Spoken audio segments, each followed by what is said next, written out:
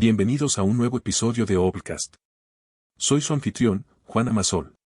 Hoy nos sumergiremos en una de las historias más fascinantes y controvertidas del mundo empresarial moderno, Bad Blood, Secrets and Lies in a Silicon Valley Startup de John Carrero. Esta no es solo otra historia de Silicon Valley. Es una narrativa que entrelaza ambición, engaño, y las consecuencias de perseguir un sueño a cualquier costo. Elizabeth Holmes, una joven de 19 años que abandonó Stanford, fundó Theranos con la promesa de revolucionar la industria de los análisis de sangre. Su visión era simple pero audaz, realizar cientos de pruebas médicas con tan solo una gota de sangre. Durante casi una década, Holmes cautivó a algunos de los nombres más importantes de la política y los negocios. Recaudó más de $9.000 millones en valoración, apareció en portadas de revistas y fue aclamada como la próxima Steve Jobs. Sin embargo, había un problema fundamental: la tecnología nunca funcionó. En los próximos 40 minutos, exploraremos 10 puntos clave de esta historia extraordinaria. Veremos cómo una startup prometedora se convirtió en uno de los mayores fraudes en la historia de Silicon Valley, y más importante aún, qué lecciones podemos aprender para nuestras propias vidas y carreras. Imaginen estar en una sala con Elizabeth Holmes, una joven de 19 años que habla con una convicción inquebrantable sobre revolucionar la industria de la salud. Su presencia es magnética, vestida siempre de negro, como su ídolo Steve Jobs, con una voz inusualmente grave y profunda, que según ex-empleados, practicaba deliberadamente. Sus ojos azules, intensos y casi sin parpadear, transmitían una seguridad absoluta en su visión. La historia que contaba era irresistible, inspirada por su propio miedo a las agujas y la muerte prematura de un tío querido por un cáncer no diagnosticado a tiempo. Holmes prometía democratizar las pruebas de sangre. Una pequeña gota de sangre, cientos de pruebas, resultados en minutos, todo a una fracción del costo actual. Era el tipo de narrativa que Silicon Valley adora, tecnología revolucionaria que cambiará el mundo para mejor. Esta historia sedujo a inversores legendarios como Larry Ellison, atrajo a miembros del directorio del calibre de Henry Kissinger y George Shultz, y convenció a Walgreens de implementar los dispositivos de Theranos en sus tiendas. Holmes apareció en las portadas de Forbes, Fortune y Inc. La revista Time la nombró una de las 100 personas más influyentes del mundo. Pero aquí está la lección crucial para nuestros tiempos: en una era donde el storytelling se ha convertido en una habilidad empresarial esencial, debemos ser más cautelosos que nunca. Pensemos en casos recientes: Adam Neumann de WeWork vendiendo la idea de elevar la conciencia mundial a través de espacios de coworking, o Trevor Melton de Nikola presentando un camión eléctrico que resultó ser solo una carcasa rodando cuesta abajo. La moraleja no es que debamos volvernos cínicos, sino que desarrollemos un escepticismo saludable. Cuando alguien nos presente una historia demasiado perfecta, hagámonos preguntas como: ¿dónde está la evidencia? ¿Quién ha verificado estas afirmaciones? ¿Por qué no hay voces críticas? Pero el storytelling fue solo el comienzo. Para mantener esta fachada, Theranos necesitaba crear una cultura organizacional que previniera que la verdad saliera a la luz. Y esto nos lleva a nuestro segundo punto. Si las paredes de Theranos pudieran hablar, contarían historias de paranoia y control que rivalizarían con las mejores novelas de espionaje. La empresa operaba bajo un velo de secretismo tan denso que los empleados de diferentes departamentos tenían prohibido comunicarse entre sí. Imaginen trabajar en un lugar donde incluso saludar a un colega en el pasillo podría resultar en un interrogatorio. Los empleados firmaban acuerdos de confidencialidad tan restrictivos que muchos temían hablar incluso con sus familias sobre su trabajo. La empresa contrataba equipos de seguridad para seguir a empleados sospechosos de filtrar información, y los abogados de Theranos eran conocidos por enviar cartas amenazantes a exempleados años después de su partida. Esta cultura de miedo tuvo consecuencias reales. Cuando los ingenieros descubrían problemas con los dispositivos de prueba de sangre, el miedo a represalias los disuadía de informar estos problemas. Los médicos que expresaban preocupaciones sobre resultados inexactos eran acusados de incompetencia o de estar en conspiración contra la empresa. Imagine un directorio empresarial que parece más el gabinete de un presidente que el de una startup de tecnología médica.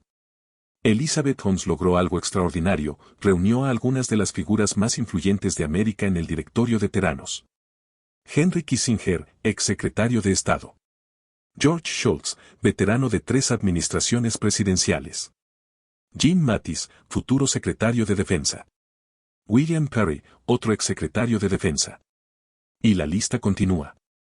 ¿Cómo logró una joven de veintitantos años atraer a semejante grupo de titanes? La respuesta nos revela una lección fascinante sobre el poder de las conexiones y cómo pueden ser tanto una bendición como una maldición. Holmes entendió algo fundamental sobre la naturaleza humana y el poder. Las personas importantes tienden a conocer a otras personas importantes. Comenzó cultivando una relación con el veterano político George Shultz, quien quedó cautivado por su visión y carisma. Schultz no solo se unió al directorio, sino que comenzó a presentarla en sus círculos de élite. Como una bola de nieve, cada nueva conexión de alto nivel hacía más fácil conseguir la siguiente. Fake it till you make it, esta frase, tan común en Silicon Valley, tomó un significado siniestro en la historia de Theranos. Pero para entender cómo una cultura empresarial pudo llevar a un fraude de esta magnitud, necesitamos sumergirnos en la psicología única del Valle del Silicio. Silicon Valley se construyó sobre la idea de la disrupción, la noción de que las reglas tradicionales están hechas para romperse. Facebook nos pedía move fast and break things. Uber ignoraba regularmente las regulaciones de taxi en su búsqueda de crecimiento. En este contexto, Theranos parecía ser solo otra startup dispuesta a desafiar el status quo. La presión para convertirse en el próximo unicornio, una startup valorada en más de $1.000 millones, es inmensa. En el Valle, no basta con construir un negocio rentable. Tienes que estar cambiando el mundo, revolucionando una industria, creando el próximo gran avance tecnológico. Elizabeth Holmes entendió perfectamente esta mentalidad y la aprovechó al máximo. Pensemos en los números. Theranos alcanzó una valoración de $9.000 millones sin tener un producto viable. ¿Por qué? Porque en el ecosistema de startups, el crecimiento y el potencial frecuentemente importan más que los resultados actuales. La frase fake it till you make it se convierte en una profecía autocumplida. Finges tener éxito para atraer el dinero que necesitas para crear ese éxito. Vemos ecos de esta mentalidad en casos contemporáneos. Empresas que inflan sus métricas de crecimiento para la siguiente ronda de financiamiento. Startups que anuncian productos que están años lejos de ser viables. CEOs que prometen revoluciones tecnológicas basadas más en esperanzas que en realidades. La lección aquí no es que Silicon Valley sea intrínsecamente malo, después de todo, ha dado origen a algunas de las innovaciones más importantes de nuestro tiempo. La lección es que necesitamos encontrar un mejor equilibrio entre ambición e integridad. Entre velocidad y diligencia. Entre disrupción y responsabilidad. Para los emprendedores y profesionales de hoy, esto significa hacer preguntas difíciles. ¿Estamos prometiendo algo que realmente podemos cumplir? ¿Nuestro deseo de éxito está sobrepasando nuestra brújula moral? ¿Estamos confundiendo ambición con engaño? Y hablando de verdades incómodas, nadie fue más importante para exponer la realidad detrás de Theranos que un grupo específico de personas, los periodistas investigativos. Esto nos lleva a nuestro siguiente punto. En octubre de 2015, un artículo en el Wall Street Journal sacudió Silicon Valley hasta sus cimientos. El titular era devastador: un unicornio de Silicon Valley tropieza con sus pruebas de sangre. El autor era John Correro, y este artículo sería el primero de una serie que eventualmente derribaría el imperio de mentiras construido por Elizabeth Holmes. Pero la historia detrás de la historia es igual de fascinante. Durante meses, Correro trabajó incansablemente, construyendo una red de fuentes dentro y fuera de Theranos. No fue fácil. La empresa empleó un ejército de abogados, incluyendo a David Boies, uno de los litigantes más temidos de América, para intimidar a cualquiera que hablara con la prensa. Ex-empleados recibían amenazas legales. Algunos fueron seguidos por investigadores privados. Correro y el Wall Street Journal tuvieron que navegar un campo minado legal solo para publicar la verdad. Theranos intentó todo lo posible para desacreditar el reportaje, acusando al periódico de publicar mentiras y cuestionando los motivos del periodista. Holmes incluso apareció en CNBC el mismo día que se publicó el artículo, declarando que las acusaciones eran factualmente incorrectas. Este caso nos recuerda el valor incalculable del periodismo investigativo en nuestra era de fake news y hechos alternativos. Pensemos en otros casos recientes, los papeles de Panamá, que expusieron redes globales de evasión fiscal, o las investigaciones sobre Cambridge Analytica, que revelaron la manipulación masiva de datos en redes sociales. Y hablando de narrativas poderosas, esto nos lleva a uno de los aspectos más fascinantes de la historia de Theranos, cómo Elizabeth Holmes construyó y mantuvo la imagen del genio joven que revolucionaría la industria médica. Steve Jobs abandonó la universidad y revolucionó la tecnología. Mark Zuckerberg creó Facebook desde su dormitorio en Harvard. Bill Gates era un programador prodigio que dejó la universidad para fundar Microsoft. Con estos precedentes, ¿por qué no podría una joven brillante de Stanford revolucionar la industria de las pruebas de sangre? Elizabeth Holmes cultivó cuidadosamente esta imagen del genio precoz. Abandonó Stanford a los 19 años. Usaba jerseys de cuello alto negros, imitando conscientemente el estilo de Steve Jobs. Decoró las oficinas de Theranos con el mismo minimalismo que caracteriza a Apple. Incluso adoptó una voz más grave y profunda, que según varios ex empleados, era diferente de su voz natural.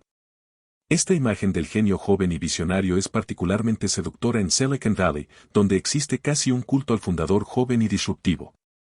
Holmes entendió que ser vista como la próxima Steve Jobs le abriría puertas que normalmente estarían cerradas para alguien de su edad y experiencia. El problema es que esta narrativa del genio solitario es en gran parte un mito. Las innovaciones verdaderas, especialmente en campos complejos como la medicina, típicamente requieren años de investigación, colaboración y validación por parte de expertos.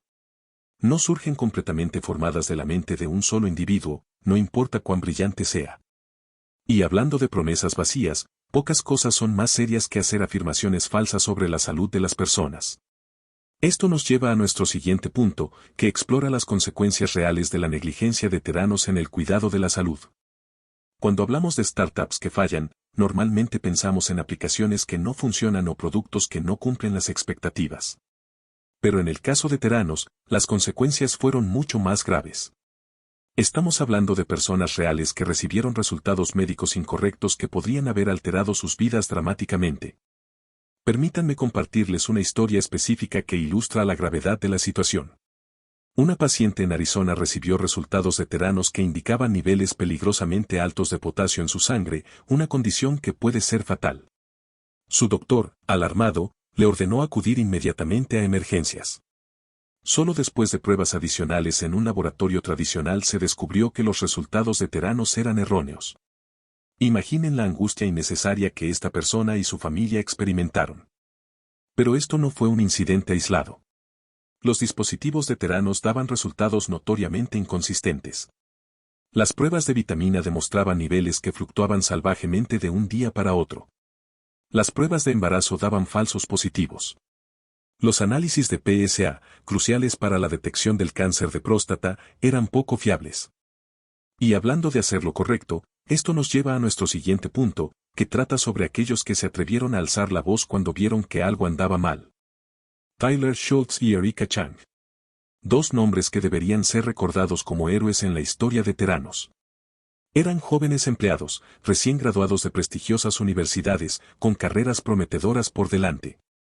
Y arriesgaron todo, sus carreras, sus reputaciones, incluso sus finanzas personales, para exponer la verdad sobre Theranos. La historia de Tyler Schultz es particularmente dramática. Como nieto de George Schultz, miembro del directorio de Theranos, Tyler tenía una conexión personal con la empresa. Inicialmente estaba entusiasmado con la misión de Theranos y admiraba a Elizabeth Holmes. Pero cuando comenzó a ver discrepancias en los resultados de las pruebas y prácticas cuestionables en el laboratorio, decidió hablar. Las consecuencias fueron inmediatas y severas. Theranos contrató investigadores privados para seguirlo. Recibió amenazas legales. La empresa gastó más de $1 millón en abogados para intimidarlo. Incluso su relación con su abuelo se vio comprometida, ya que George Schultz inicialmente se puso del lado de Holmes. Erika Chang enfrentó desafíos similares. Como científica de laboratorio, vio de primera mano cómo Theranos manipulaba los datos de control de calidad. Cuando expresó sus preocupaciones internamente, fue marginada y eventualmente renunció. Más tarde, se convirtió en una fuente clave para la investigación de John Correro y presentó una queja ante los reguladores federales. La valentía de estos whistleblowers nos recuerda la importancia de la integridad personal en el mundo corporativo. En una era donde las empresas tienen códigos de ética elaborados y políticas de speak up, la realidad es que alzar la voz contra el mal comportamiento corporativo sigue requiriendo un coraje extraordinario. Y hablando de protección, uno podría preguntarse, ¿dónde estaban los inversores experimentados que supuestamente deberían haber detectado estas señales de alarma? Esto nos lleva a nuestro siguiente punto sobre la diligencia debida en las inversiones. $9.000 millones. Esa fue la valoración máxima de Theranos. Entre sus inversores se encontraban nombres legendarios como Rupert Murdoch, quien invirtió $125 millones, y la familia Walton, que puso $150 millones. ¿Cómo pudieron inversores tan sofisticados caer en este engaño?